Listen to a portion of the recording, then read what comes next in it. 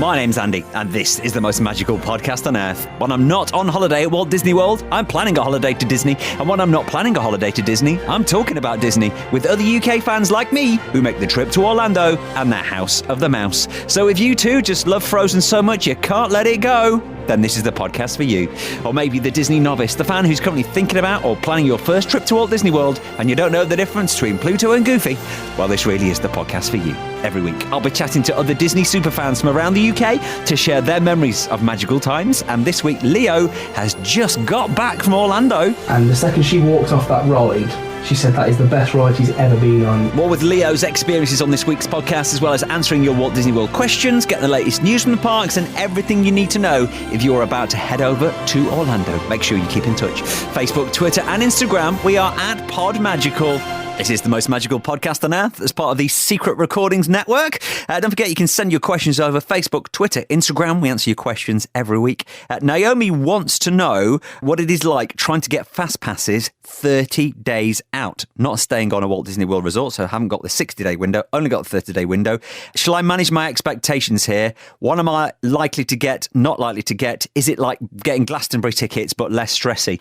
Well, I've never tried to get Glastonbury tickets, but I can kind of assume. Do you know what? It's very hit and miss. Sometimes when you've got your 60-day window, earlier on the trip, there's things like Slinky Dog that you can't get. So 30 days out, it's a lot tougher. There'll still be great things you can get, though. And don't forget, once you are in the parks, even on the day, you can still switch your fast passes. Keep checking for things like Seven Dwarfs Mine Train and Slinky Dog and Flight of Passage, because even on the day, they might come up. I think I've pretty much done every one of the hard-to-get attractions by getting a fast pass on the day. I've done it like 2 or 3 times. So just keep refreshing. Make sure you've got all your fast passes, because it's always easier to modify where you're in the park rather than just looking for a new one. So, yeah, manage your expectations. You might not get what you want, and it's always worth trying to get those harder ones towards the end of your holiday. And when you are getting your fast passes, by the way, don't go, okay, let's start. Here we go, day one. Here's what fast passes you want to get. Start by going, all right, we want to do Slinky Dog on this day. Let's see if we can get that. As soon as your fast pass window opens, go for the hard ones first. Don't go in order of your day. Hope that helps. I've also had a couple of questions from people asking, what do you think it's going to be like and how busy will it be for the 50th anniversary? Well, we don't actually know much about when the 50th anniversary celebrations are going to start. 1st of October next year will be the actual date, the actual 50th anniversary date. That day will be crazy in the Magic Kingdom. I can guarantee that. And I have a feeling that the 50th anniversary celebrations will probably start around that time and then we'll go on through the whole of 2022. I'm expecting a good year and a half of 50th anniversary celebrations, but nothing's been announced so far. We don't know times, whether there's going to be new parades or fireworks. So we don't know a lot about it. Yes, it will be busy because, you know, if you've listened to this podcast since it started, pretty much everybody that we speak to, I'll say, if you've got another trip planned, they'll go, yeah, for the 50th anniversary. I think that's what everybody is thinking. So it is going to be a busy time because that's when people want to go. People have not been for a few years because they're waiting for this moment. But as now, we don't know the actual dates. But as soon as we do, we'll let you know if there's anything announced right here on the podcast. So make sure you keep in touch. Follow us on Twitter and Instagram and Facebook as well. We are at PodMagical. That's the same place to go if you love talking about Walt Disney World. If you love talking about Walt Disney World, it's probably why you listen to this podcast. But you should come on for a bit of a chat, like this week's guest, Leo, who's literally just got back. That's absolutely right, yeah. Yeah, literally got back on the 8th of Jan. Tell me about the entire trip, because where did you go first? My mum runs a dance school, and I was quite fortunate enough to bag a trip. They performed out in Disneyland Paris, so the trip started on the 20th of December, and we took a coach journey with all of the dancers and the performers and their families to Disneyland Paris. Right. And we were there, we went around the parks. Obviously, all the girls and the lads performed and did their dance, and then we actually drove back on the 23rd.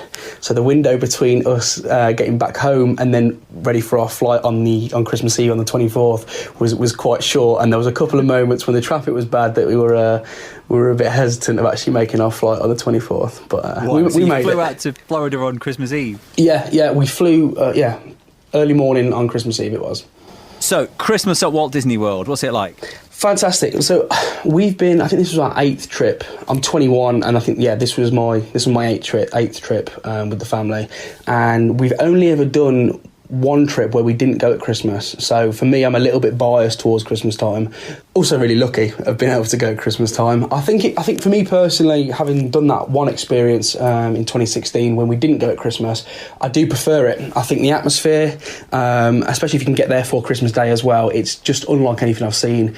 The parades, the decorations, and the way all the staff are, and everybody else is just in that joyful mood. Everyone is collectively feels Christmassy. It's really magical. It really, really does add to the magic.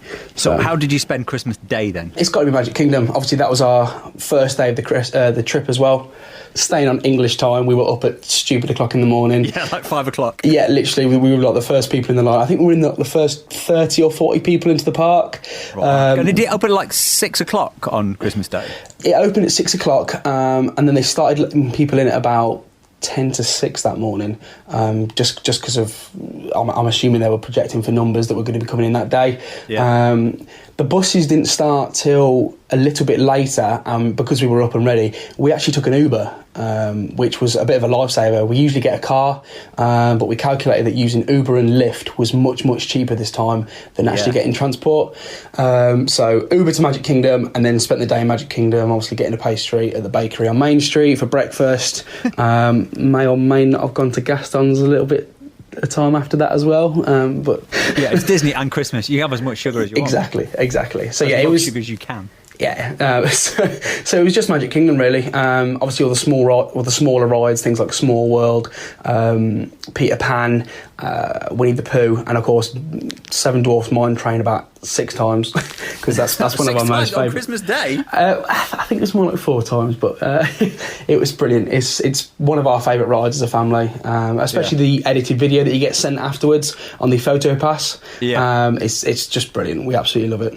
So how long did you manage to last on Christmas Day, being that before the park opens at 6? I think we made it to about maybe 1 or 2 o'clock in the afternoon, and then we just thought, we need to go back now, and we slept for a couple of hours, and then obviously went back out. We didn't go back to Magic Kingdom that night. The sleep in the afternoon is a ritual for most people coming from England over to the States for Disney. So went back, had a sleep and a bit of a swim and freshened up, and then we went to Epcot that night because it was right next to our hotel. We were staying in the Swan and Dolphin. Yeah, it's like a 2-3 minute walk, so it was fantastic. Well, let's find out why you love Walt Disney World then. I think the feeling of magic, and it's quite cliche, obviously the most magical place on earth, but it's that not wanting to leave, and I do feel like I could be there for a month, 2 months straight and still see something different every day and not want to leave, and that's the feeling of just pure magic. You know, all of the cast members and the staff members are so friendly, and it's so immersive, and it just makes you not want to leave. And when you come home, it gives you the worst holiday blues in the world, which I've been suffering. Oh, you probably still got them now. Oh, it's months later. I'm just emotional all the time. So how old were you the first time you went? I was born in 98. As far as I'm aware, it was 99 that we went for Christmas, and obviously over into the millennium. There are some pictures that I need to find out, actually, of myself and my parents standing outside the golf ball in Epcot with the 2000 sign over it, which was just, it's a brilliant photograph. And it actually stayed there for a couple of years after, because I think we went again in 2003 or 4, I think, and it was still there. All of the Millennium decorations were still up in the parks, which was fantastic. So yeah, 99 was the first year I went. We need to get that picture up. I'll have to find it. Dig that one out. So of all the times you've been, have you got a particular favourite memory, the one thing that sticks in your mind? I kind of already alluded to it already, but I think walking down Main Street on that first day, and particularly recently now they've got the magic bands, and hearing that chime of the magic band and being let into the park, it just pumps you full of adrenaline and real magic. And obviously the smells that they pump into the streets and the bakery that you can see, and just going around that corner ever so slightly and then seeing the castle still lit up because it's so early in the morning, it's just perfect. And I really can't think of many memories in my life that are as magical as that one. So this time you stayed at Swan and Dolphin. Is that your favourite Walt Disney World hotel, or do you prefer to stay off property sometimes? We've never stayed off property, and we've stayed in Swan and Dolphin once before upon recommendation of my auntie, who's also an avid Disney goer. I think one of the main reasons we picked it this time is because we're a family of 5, and not many hotels accommodate for a family of 5 in one room. So that kind of limits us. Previously, we've stayed in Yacht and Beach Club, which is that's our favourite hotel. Swan and Dolphin is fantastic. It's ever so slightly more out of the way, and not as Disneyfied, shall we say. It's perfectly themed and all of the facilities are fantastic, like the restaurants are really nice. But I personally feel it's a little bit more adult based. It's more bars and restaurants and things like that, as opposed to perhaps, you know, the pools and the more Disney type restaurants, if that makes sense. But yeah, so that's where we stayed this time. Isn't it slightly different? Because even though it's in Walt Disney World, Swan and Dolphin is not quite a Disney hotel. I think it's owned by, is it the Marriott Group? I think it's owned by. Right, yeah. That being said, you still get all of the Disney soaps, so that's brilliant when you come home. You still get all the things like that, and you've got access to the Disney mugs and things like that. But it's only in sort of certain restaurants. I don't think in those two hotels they've got any of the Dining Planet accessible restaurants, which some of the hotels do have. Right, but you still get your Magic Band and everything like that? No, you don't get your Magic Band, unfortunately. It's stuck to the paper ones. However, you can obviously purchase a Magic Band within the parks, and then download everything onto the Magic Band. We didn't do that this time. Planning to take our old ones, we just forgot. I don't know if that would have worked, but we were going to try it and just take our ones from the other year and see if we could use those Magic Bands as. Yeah, you still can. If you look on your My Disney Experience, it'll have a list of all your old Magic Bands, and you go, "Have I really been that many times?" Brilliant. Yeah, it tells you which ones are working or not. So obviously, last time you went, being January, the brand new Star Wars Rise of the Resistance has opened. Because you're the first person on the podcast that has been on the ride. I'm honoured. Tell me about, well, first up, getting on the ride. Because that in itself is a bit of a challenge. It was about day 4 or 5 when we first went to Hollywood Studios to get on the ride. We were in the park, they opened the gates for the park, and they cordoned it off, probably only 100 metres actually in, down towards the crossroads in Hollywood Studios. They keep everybody all confined in this big area. It's hectic. And they opened that at about, I think it was about 5:30 in the morning. So they let everybody in, and everybody's got their apps out. The Disney Magic app, everybody is on it. Everybody's on their phones trying to get it's called a boarding group, so you're all on the app, and the second the clock turns to 6 o'clock, basically Disney give X amount of spots to people, and they give people boarding times basically for the day. So some people who have day tickets to the park will literally be waiting until 7 o'clock of an evening to get on with their boarding group, and even then, just because of the sheer numbers in the park, they may not get on their space. So we were fortunate. I think it was like boarding group 27 or something like that, so we had a couple of hours to kill, which was quite nice, but it was horrendous. I've never seen anything like it, especially in Disney. It was controlled chaos, but it was really stressful. Everybody was fighting for a spot to get on the ride. Yeah, I'd be like in blind panic. As soon as the clock hits the time of the opening of the park, I'd be like, gotta be on it. So what time did you actually get on? If you were boarding group, would you say 26? Yeah, I think it was just before midday we actually managed to get on. You could go to the Galaxy's Edge area, you can get through and you can walk around, but doing it in a sort of a one go, knowing that you've got your boarding time, the ride Rise of the Resistance is actually on your left as you come into Galaxy's Edge, so it's like it makes sense to go when your boarding time is and not just be sort of hanging around and waiting. It's like stepping into another world. For Disney, they've really pushed the boat out with this one. It's fantastic. Well, I want to find out now you've been on it, whether it is your favourite ride at Walt Disney World or whether something else is still the best. So hang on there. We'll get the latest news and then we'll be back with Leo. Latest news from Walt Disney World. There has been a price increase for annual passes. If you're somebody who goes quite a lot, then it's probably worth getting an annual pass. The most expensive is the Disney Platinum Plus Pass, which has gone up from $1,219 a year to $1,295 a year. The regular Platinum Pass, $1,119, has gone up to $1,195, and then some others, the Gold and the Silver, they've gone up about $20 each. Also as well, if you're a fan of Star Wars, the Star Wars A Galaxy Far, Far Away stage show, which is the one that is right in the middle of Hollywood Studios, that is going to be ending on the 22nd of February, but to be honest, there's a lot of Star Wars things now at Hollywood Studios. I don't really think they need it. Plus, Mickey and Minnie's Runaway train is going to be opening a few weeks after that, so that beautiful entrance we'll be able to see just as you walk down the street into Hollywood Studios. Disney have released the new logo for Harmonious, which is the new nighttime spectacular at Epcot. They have also said that Harmonious is going to be one of the largest nighttime spectaculars ever created for a Disney park, and that will debut later on this year. Also, there's been a change in fast passes since last week's podcast at Hollywood Studios. We've got the Tier 1 and the Tier 2. You have one from Tier 1 and you have two from Tier 2 when you're making your initial fast passes for the day. Tier 1 at Hollywood Studios used to be Slinky Dog and Millennium Falcon. Well, Mickey and Minnie's Runaway train has now been added to that. So you've got 3 to choose from now in your top tier. If you want to do Rise of the Resistance, that will still require you to get a boarding pass. You'll need to get there early in the park, as we were just talking about with Leo. Don't forget, you can keep up with all the latest news from Walt Disney World, Facebook, Twitter, Instagram. We are at PodMagical. And back to Leo. See, I want to ask you so much about it, but I don't want to do too many spoilers. Fire away. That's it. Was there a particular favourite bit that blew you away? Because people are saying, no, it's just there's nothing like it. A lot of people who have been Disney fans for years and years were a little bit sceptical. I'm not really a fan of Star Wars, or I don't really know anything about it. Am I going to like it? Has Disney... a lot of people have said, "Oh, Disney's ruined Star Wars" and all that. Now, my mum is not a Star Wars fan. If anything, she's the most uninterested person in Star Wars in the entire world. And the second she walked off that ride, she said that is the best ride she's ever been on. And so, I don't even know what the word is. It was almost like an emotional feeling of just coming off like, that is incredible. Like it's so good and immersive. Again, that's probably one of the most important things for people to look at, is be immersive with the cast members. They are all in character, and I'm assuming the people that they've put in these jobs are born to do it, because it is amazing, and I can't even give any more words without giving away what the place is like and what the ride is like and the little nooks and crannies that you'll see.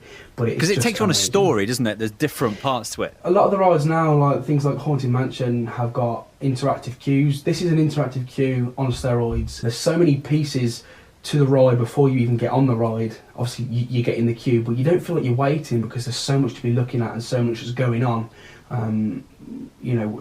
So Star Wars fans, there's stormtroopers everywhere. They come up to you and talk to you, and if you mess with the buttons that are on the side of the walls in the queues and things like that, they'll tell you off and they'll take you away, and they will literally walk you away from the queue.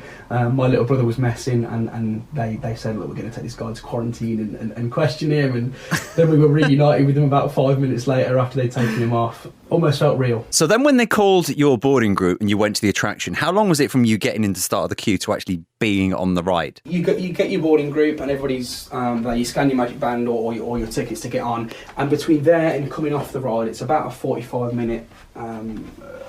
It's about 45 minutes to get through the whole thing. That's including the queues and obviously then going onto the ride and becoming part of the story. Because that's what it is. It's not a case of you get buckled in and things like that. Even the safety video that comes up, the staff are almost rescuing you from that particular part of what's happening, and the safety video is so well hidden in the Star Wars talk as it is, that you don't even know really what's going on. It's just incredible that they do it so well. It's very, very smooth. So it's about 45 minutes. So now you've been on that, is that your favourite ride at Walt Disney World? Now, I thought you might ask this. It's up there because my favourite ride was the Flight of Passage in Pandora, personally. As much as I'm a massive Star Wars fan, I think for me Pandora was just amazing. It was breathtaking. I couldn't compare the two, unfortunately. As much as I love Rise of the Resistance and it is phenomenal, I think for me personally, Flight of Passage just took the biscuit a little bit more. Still Flight of Passage number one. Ooh, interesting. Yeah, and I think that's quite an unpopular opinion, actually. I think I'm in a little bit of a minority. I'm not sure, but not a lot of people say Flight of Passage. There's been one or two that said Flight of Passage, but most people just say Tower of Terror. Or interesting interesting that it's not the new Star Wars ride. Is there anything else that you really love? Is there any particular parades or shows that are up there on your list of what you like? Again, we've been there at Christmas so many times that once upon a Christmas time parade, just because it's just themed perfectly, it's really happy. And if you can get to watch it just before Christmas, it just gets you ready for that big day on the 25th. Other shows, Fantasmic, it's timeless. It doesn't seem to age. Obviously, it's been around for the best part of 20 years now. And every single time you're still gripping your seat, obviously seeing Mickey at the top of the mountain with the sparks coming out of his fingers. It's just brilliant every single time. It never, ever gets old. And what about favourite restaurants? Any favourite places to eat? So this time we didn't use the dining plan. We've used it before in the past, but this time we didn't, and we just sort of budgeted ourselves. Yeah. 2 years ago we went to Disney and we did use the dining plan, and our favourite place was actually one of the counter service, which is the Lotus Blossom in China. That for us, The Szechuan chicken and the orange chicken was a particular favourite of our family. And then our other favourite place to eat was Blaze in downtown Disney, the pizza place. Pizza place, yeah. It's so popular and the value for money is incredible. The menu is so constructive. You can literally pick anything that you want on there, and it's just delicious. And we went 2 or 3 times just because we loved it so much. We couldn't believe the price as well, especially for Disney's typically quite expensive if you're not on the dining plan. But that place was fantastic. So Blaze in downtown Disney. Anything else you like to do outside Disney? Any of the other theme parks you like to go to? We've done Universal a couple of times, and a few years ago we did do Discovery Cove, which was quite good, swimming with the dolphins and things like that. Obviously, there's a lot of stigma with things like SeaWorld and places like that, so we've not been since. However, Universal's fantastic. We're really big Harry Potter fans, so going to Islands of Adventure is one of our favourites. Other than that, really, we've not really left the confines of those two areas. We pretty much just stayed there. Stick to the parks. Yeah. Did you get on Hagrid this time round? We didn't go. We didn't go to Universal this time. We've been. The last time we went to Disney was the last time we went to Island of Adventure. We were going to go this year. We received 2 free tickets, and we did consider getting obviously 3 more for the rest of the family to go, but we decided against it this time and just decided to smash the Disney parks. Obviously, with all the new attractions, it just made sense. Any top tips? Stay on English time as much as you can, or stay on whichever time suits you from wherever you're coming from to Disney. But for us, staying on English time for as long as we can in that first week and a half meant that you're up, you're ready, and you're at the parks pretty much before anybody else, or at least in that first wave of people. Yeah. And it's so good because you can be back in the hotel by 12 o'clock, just relaxing, out of the way of the main rushes, and you've absolutely blitzed it. You could have done at least, I think we were averaging between 5 and 10 rides by 1, 2 o'clock in the afternoon most days. And that was just, we couldn't believe how well we did on the first week when we went this time round. So stay on English time for as long as you can. Brilliant. Any more trips planned? Obviously, you've just come back. Are you thinking about going again soon? I'd like to go as soon as possible, personally. Every time we go, the family goes, this is the last one. Make sure you enjoy it. This is the last one. But somehow we always end up seeing some sort of deal or cheap flights to Orlando, and we end up going again. As of yet, there's not one booked, but I would like to get over there again, whether it's on my own or with some mates. I'm trying to drag my mates over there this time round and do a bit of a lads' holiday type thing. We're going to try and see if we can get that ball rolling. Now you're 21, drinking around the world. I tell you something, that was probably one of the most insane experiences I've ever had in my life, was drinking around the world. So you did drinking around the world this time? On New Year's Eve, it was incredible. Obviously... I've never experienced that before in Disney, but it was incredible. Now, Epcot at New Year's Eve, I've only seen videos, but it looks insane. Now, we've been at Christmas, so that's New Year's as well, pretty much every time that we've been. And this was probably one of the quietest times we've been. I don't know if that's because of the attractions in the other parks that have drawn people elsewhere, or the fact that Reflections is no longer playing. That being said, the new show at Epcot, the names escape me briefly, but it doesn't... Epcot Forever. Epcot Forever, that's it, yeah. It definitely does the park justice, and for a New Year's Eve celebration was fantastic. And it just wasn't as busy as previous years, and I'm not sure what it was that time round. Like I said, I think it might have been the Reflections, perhaps, I'm not sure, but it was nowhere near as busy as the years before. That being said, it was amazing. The DJs that they have, the second midnight starts, each country has a DJ representing, and of course all of their staff within each of the countries are going absolutely mental. So it's just fantastic. It's brilliant. It's on my list. New Year's Eve at Epcot. You've got to do it. You've got to do it. It's a bucket list of that one. Definitely. Leo, good to talk to you. Thank you very much. I've enjoyed it. And have a magical day. Thank you very much. And if you would like to be a guest on the podcast, then just give us a shout. Facebook, Twitter and Instagram, we are at PodMagical. And don't forget, if you are going over to Walt Disney World, tag us in your photographs, tag and brag, make everybody jealous. If you're going out over the next few days, the weather's getting really warm, actually. We're starting to approach the kind of high 20s, should be mostly dry. We're in for a busy few weeks as well. This week, the 17th of February is American holiday. It's President's Day on that day. So the whole of the week is probably incredibly busy. And then, of course, we've got UK half-term holidays as well. So expect a busy time if you're going to Orlando over the next couple of weeks. Loads of stuff going on, including the Epcot Festival of the Arts, which continues, and also select Friday nights over at Magic Kingdom. If you can stay up late and you've got the extra dollar, they've got the Villains After Hours at Magic Kingdom. This is a hard-ticketed event. Lower crowds, and then you get the cavalcade with all the extra villains that have gone on, and then there's free Mickey bars and stuff like that. For 3 hours, you only get 3 hours, 10 o'clock at night until 1 o'clock in the morning, and I think it's most Friday nights for the next few weeks. Also over at Universal, they've got the Mardi Gras as well, with some big names and entertainment performing, as well as the Mardi Gras celebrations and the parade and the food that's going on over there as well. As I say, if you go in, let us know what it's like. Facebook, Twitter, Instagram, tag us. We are at PodMagical. And his top tip of the week this week, I'd like to give you a little bit of a tip and a recommendation every week on the podcast. This is if you've got kids. This is quite good for you. Rider switch. So this is if you've got a little one or maybe somebody who can't or doesn't want to go on the ride, don't feel like the rest of the party has to go without, you still can. So make sure at the start of every ride, ask the cast member whether they've got rider switch. If they have, you queue up as normal with your entire party. When you get to the front of the queue, one adult will go on the ride with the rest of the party who can ride, whilst another adult will stay behind with the rest of the party who can't. And then when adult number 1 has finished the ride with that party, then adult 2, well, you rider switch. Adult 2 goes straight on. No going back to the back of the queue, not even the back of the fast pass queue. You're literally straight on. And then the adult who did the ride stays behind you with whoever doesn't want to do it. And the good thing is sometimes, in fact, most of the time, if there's only 1 or 2 people, then people who've just done the ride, so say adult 1 comes off with a tall kid whilst adult 2 stays behind with the little kid who can't go on it. Well, quite often when adult 2 goes on, the tall kid who's just been on the ride with adult 1 can quite often go on again. Usually the cast members are quite good with that. So use rider switch. Don't be put off going, oh, we've got little kids, we've got a baby, I'd love to go on that ride, but I can't.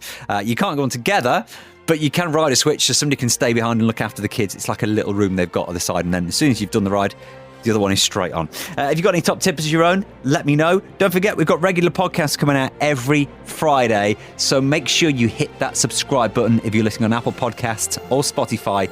Just hit that subscribe button, and then that podcast will be with you to wake up with every Friday morning, that little bit of magic in your ears. Also as well, we would love a 5-star review as well. Be really grateful of that if you could leave us a nice comment and let us know who you are and what your favourite rides are. Put it all in those comments there. And until next time, please stand clear of the doors.